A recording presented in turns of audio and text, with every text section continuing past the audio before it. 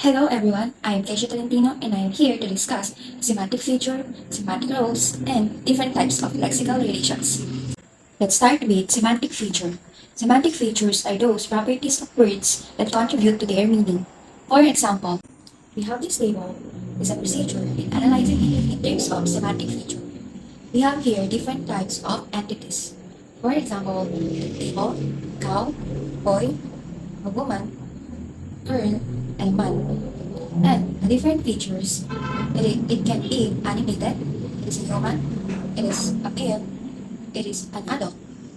You are going to use the negative sign if it is the feature doesn't exist in our entities, the positive sign or a plus sign if our feature exists in our entities. For example, the table.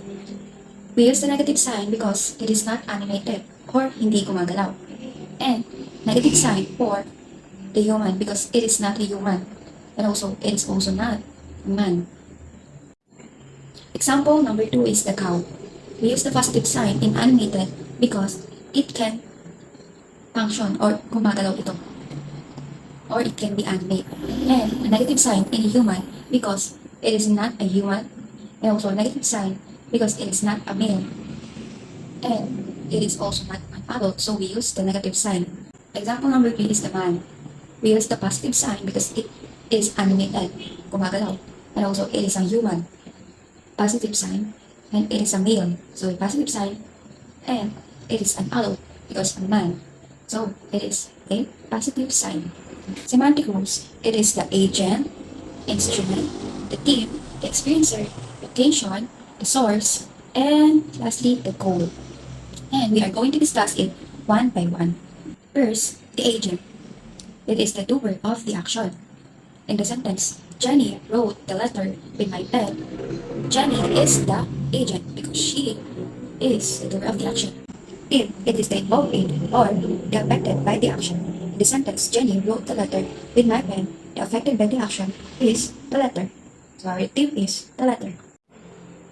Instrument. It is the use by the agent to perform the action. In the sentence, Jenny wrote the letter with my pen. Jenny used is with my pen. So our instrument is my pen. Experiencer is the action performs with feelings, perception, or with emotions. In the sentence, for example, Jake saw the butterflies. Location. It is the direction or the place of entity. For example, Jake is at the library. Goal. Direction towards which the action of the bird moves. For example, Jake is driving to the hall. The source, direction from the action to which leads. For example, Jason came from the hall.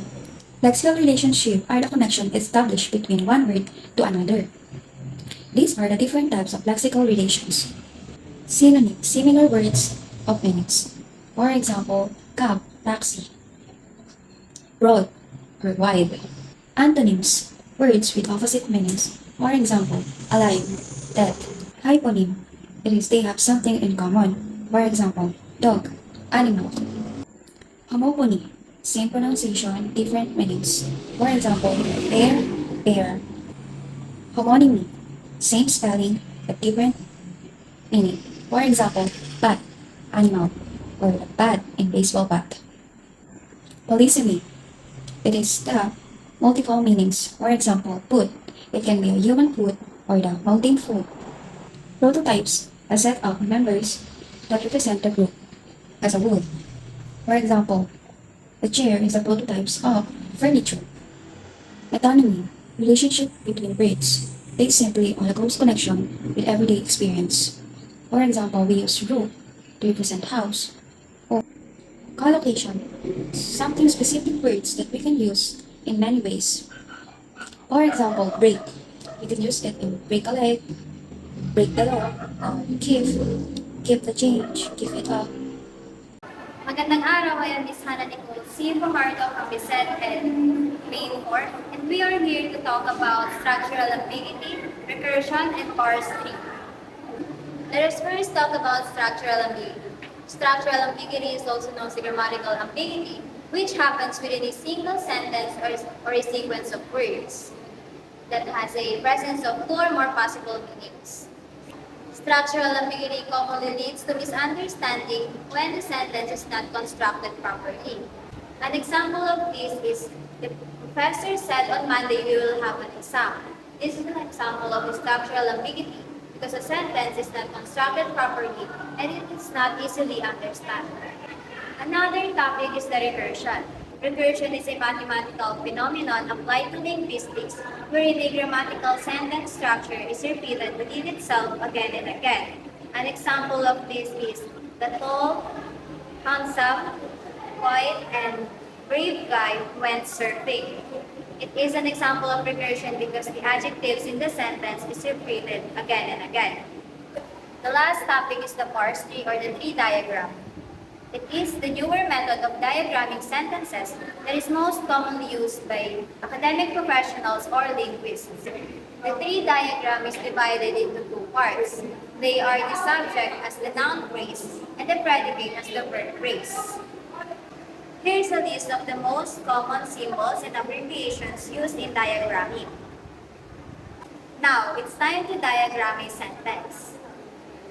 Let's try in a simple sentence. Let's determine what is the noun phrase and what is the verb phrase in the sentence. So for this sentence, overall saw, the noun phrase is the verb and the verb phrase is saw. The tree diagram starts with the symbol S, which means sentence. Then this is for the noun phrase and this is for the verb phrase. Let's determine what is the type of word used in the noun phrase. The brackets. The is used as an article in the sentence, and the girl is used as the noun.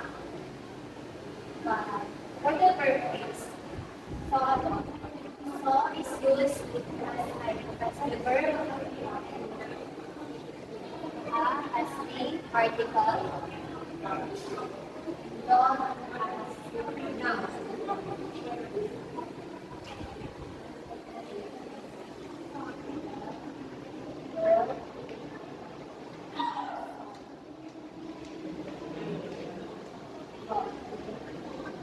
This is how you diagram a simple sentence.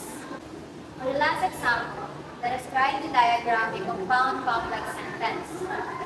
The boy with the red shoes keep the ball and score the goal. The diagram will start with the S for the sentence. We'll put the noun phrase. A as an article, the, and boy as a noun. Then another prepositional phrase for keep the red shoes. Then another bracket for the preposition with. Another bracket for the noun phrase. Then three brackets under for the red shoes. The as an article, red as an adjective, and shoes as a noun.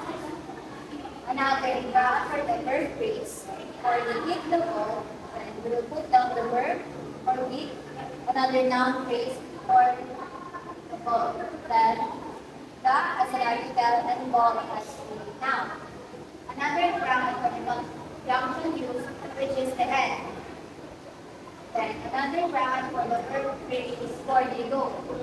We'll put down the verb for the score and another noun phrase for the go and A as an article and go as a noun.